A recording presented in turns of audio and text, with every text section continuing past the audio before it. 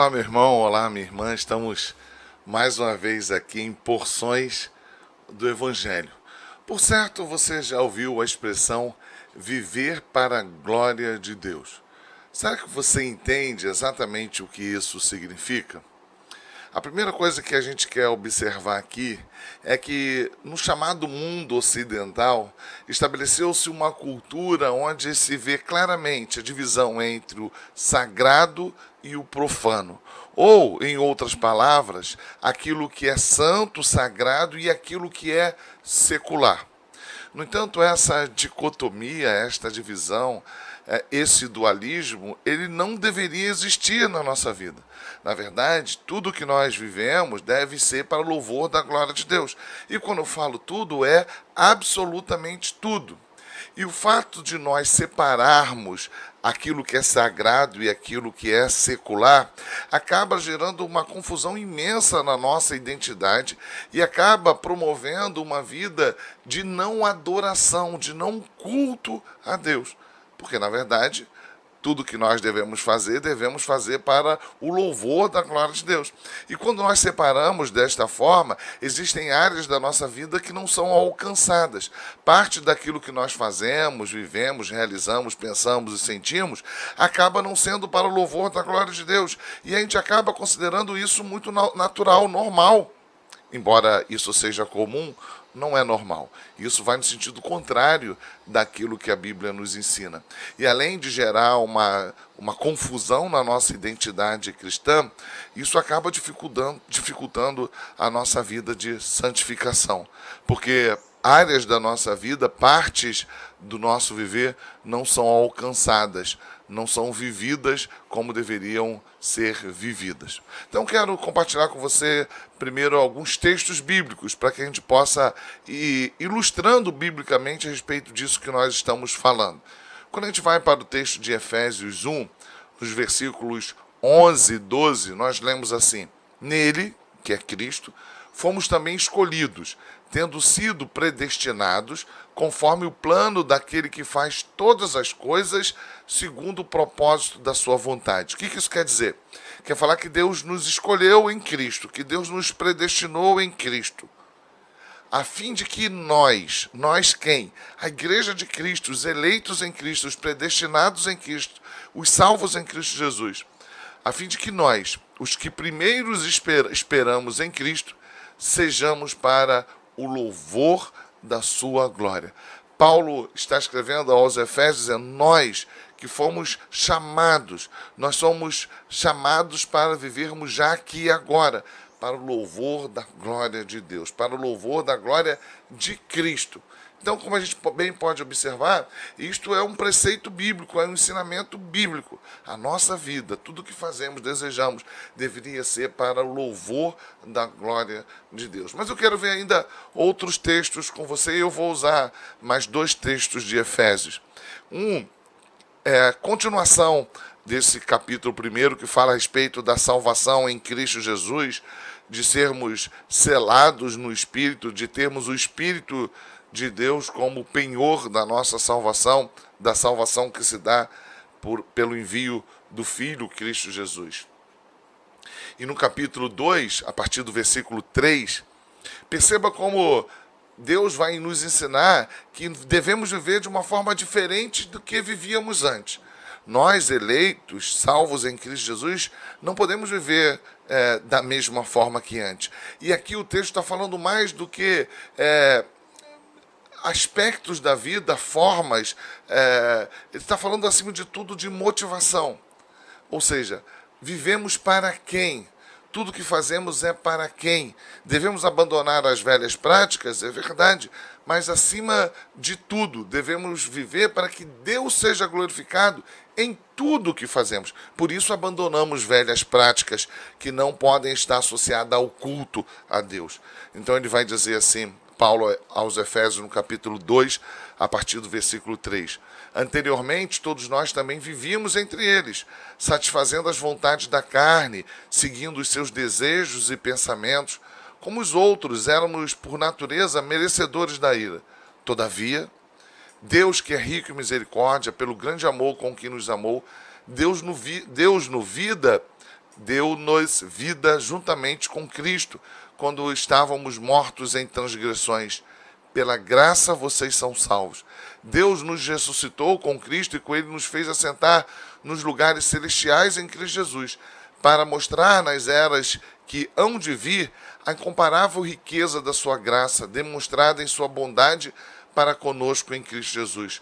Pois vocês são salvos pela graça. E ele já tinha dito isso no capítulo 1, e ele está ratificando no capítulo 2.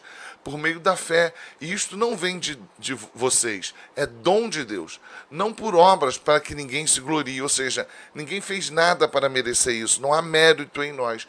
Mas observe o que diz o versículo 10. Como termina toda esta elaboração que fala a respeito da nossa santificação, da nossa salvação. Porque somos criação de Deus, realizada em Cristo Jesus. O que isso quer dizer? Há um novo Gênesis, um recomeço, uma nova criação que foi dada, estabelecida a partir do momento que nós cremos em Cristo Jesus, para fazermos boas obras, as quais Deus preparou de antemão para que nós as praticássemos. E quais são as boas obras? Você vai para o Efésios, capítulo 1. Aquilo que fazemos que é para o louvor da glória de Deus.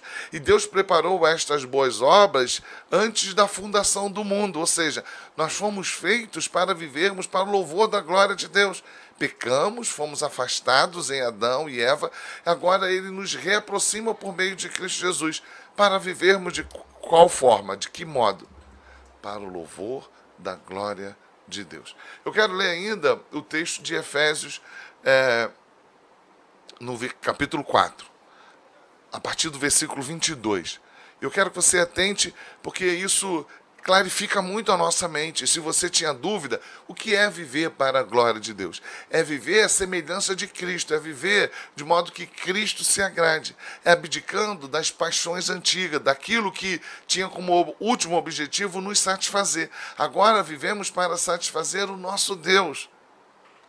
Quanto à antiga maneira de viver, vocês foram ensinados a despir-se do velho homem, que se corrompe por desejos enganosos, a serem renovados no modo de pensar. Ou seja, não é só uma questão de prática, de realização, é mudança daquilo que nós somos. A serem renovados no modo de pensar e revestir-se do novo homem, criado para ser a semelhança de Deus em justiça, em santidade provenientes da verdade. Portanto, e ele vai citar alguns aspectos da vida comum.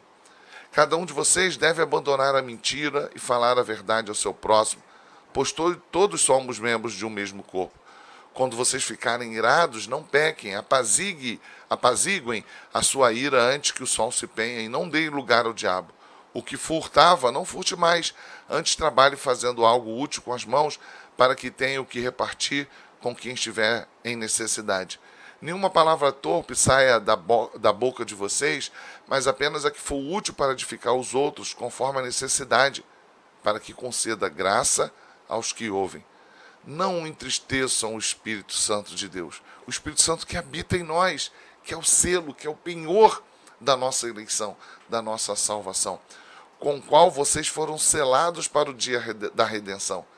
Livrem-se de toda a amargura, indignação, ira, gritaria, calúnia, bem como de toda maldade. Perceba que Paulo está dizendo, abandone as velhas práticas e mude o seu comportamento. Sejam bondosos e compassivos, uns para com os outros, perdoando-se mutuamente, assim como Deus perdoou vocês em Cristo. Isso é viver para a glória de Deus. É assim que Deus quer que nós vivamos. De modo que o nosso pensar seja um pensar semelhante ao de Cristo, diz Filipenses 2. Os nossos sentimentos devem ser os sentimentos de Cristo. Aquilo que fazíamos antes deve ser abandonado. A motivação da nossa vida deve ser viver para a glória de Deus. E só assim, meu irmão, minha irmã, a nossa vida passa a ter sentido. Só assim a gente pode experimentar de paz e alegria, de fato abandonando a velha criatura, aquilo que nós éramos antes, como vivíamos anteriormente. Pare e pense um pouco, aquilo que você anda fazendo, seu trabalho, seu estudo, seu namoro, seu casamento, a sua paternidade, a sua maternidade, a sua filiação, o seu serviço na igreja. é para o louvor da glória de Deus?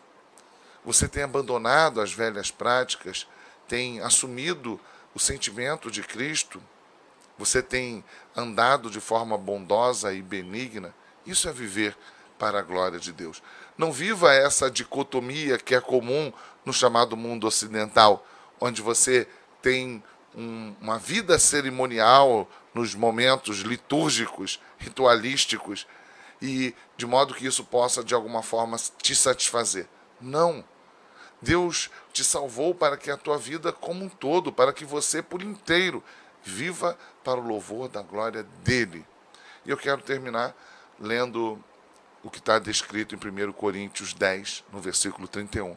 Assim, quer vocês comam, bebam ou façam qualquer outra coisa, façam tudo para a glória de Deus. Eu espero que você possa, a partir deste vídeo, compreender o que é viver para a glória de Deus. Paulo também vai dizer que agora ele se gloria somente na cruz de Cristo.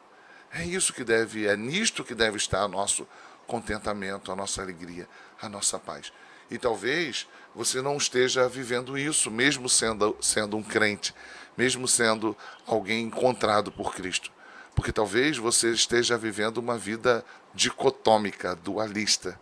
Vive cerimônias, ritos em momentos específicos, mas a tua vida como um todo não é para o louvor da glória de Deus. Que você possa repensar acerca disto, que o Santo Espírito possa falar ao seu coração e que você possa viver de verdade em paz e alegria, vivendo para o louvor da glória de Deus. Um forte abraço e até o próximo Porções do Evangelho.